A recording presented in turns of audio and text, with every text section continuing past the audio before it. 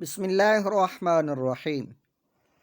ناظرین کرام، آپ اس ویڈیو میں دیکھیں گے ان چیزوں کا بیان جن سے روزہ نہیں ٹوٹتا۔ آپ کے سامنے کتاب ہے بہار شریعت، جو مدارس میں پڑھائی جاتی ہے۔ صحیح اور بخاری اور مسلم کی حدیث پاک ہے۔ ابو ہریرہ رضی اللہ تعالیٰ عنہ سے مروی ہے، رسول اللہ صلی اللہ علیہ وآلہ وسلم فرماتے ہیں، جس روزے دار نے بھول کر کھا پی لیا وہ اپنے روزہ کو پورا کرے کہ اسے اللہ عز و جل نے کھلایا اور پلایا ہے۔ یہ حدیث پاک بخاری اور مسلم کی ہے۔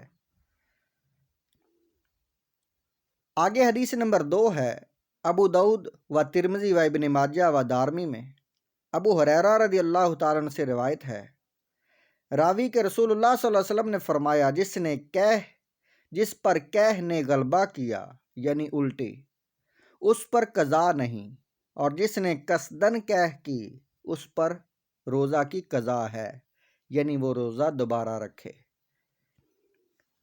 ناظرین کرام، اس حدیث پاک سے پتہ چلا کہ اگر انسان جان بوجھ کر قصدن ارادتاً یعنی الٹی کرے اور منہ بھر کر الٹی آئے تو روزہ ٹوٹ جاتا ہے،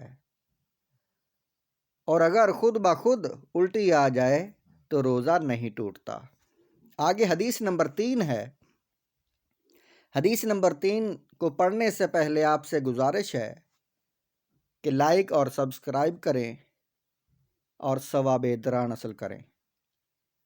ترمذی میں انس رضی اللہ تعالیٰ عنہ سے راوی کہ ایک شخص نے خدمت اقدس میں حاضر ہو کر عرض کی، میری آنکھ میں مرض ہے، کیا روزہ کی حالت میں سرما لگاؤں؟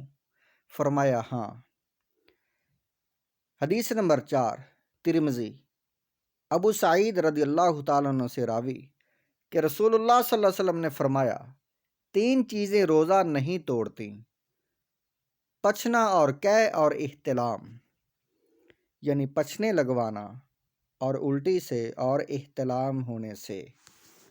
تنبیہ، اس باب میں ان چیزوں کا بیان ہے جن سے روزہ نہیں ٹوٹتا۔ رہا یہ امر کہ ان سے روزہ مکروہ بھی ہوتا ہے یا نہیں، اس سے اس باب کا تعلق نہیں، نہ یہ کہ وہ فعل جائز ہے یا ناجائز۔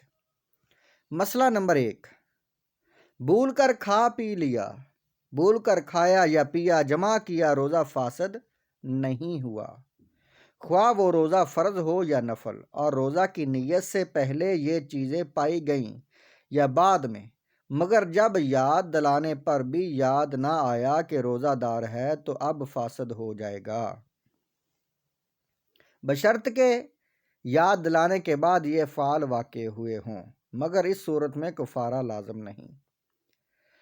مسئلہ نمبر 2، کسی روزہ دار کو ان افعال میں دیکھے تو یاد دلانا واجب ہے، یاد نہ دلایا تو گناہ گار ہوا، مگر جب کہ وہ روزہ دار بہت کمزور ہو کہ یاد دلائے گا تو وہ کھانا چھوڑ دے گا، اور کمزوری اتنی بڑھ جائے گی کہ روزہ رکھنا دشوار ہوگا اور کھا لے گا تو روزہ بھی اچھی طرح پورا کر لے گا اور دیگر عبادتیں بھی بخوبی ادا کر لے گا، تو اس صورت میں یاد نہ دلانا بہتر ہے۔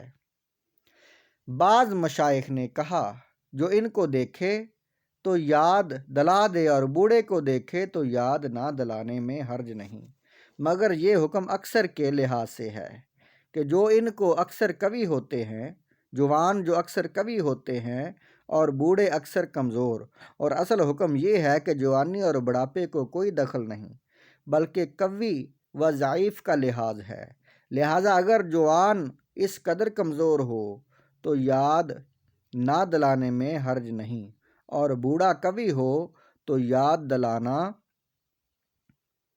واجب ہے۔ یہ مسائل رد المختار میں ہیں۔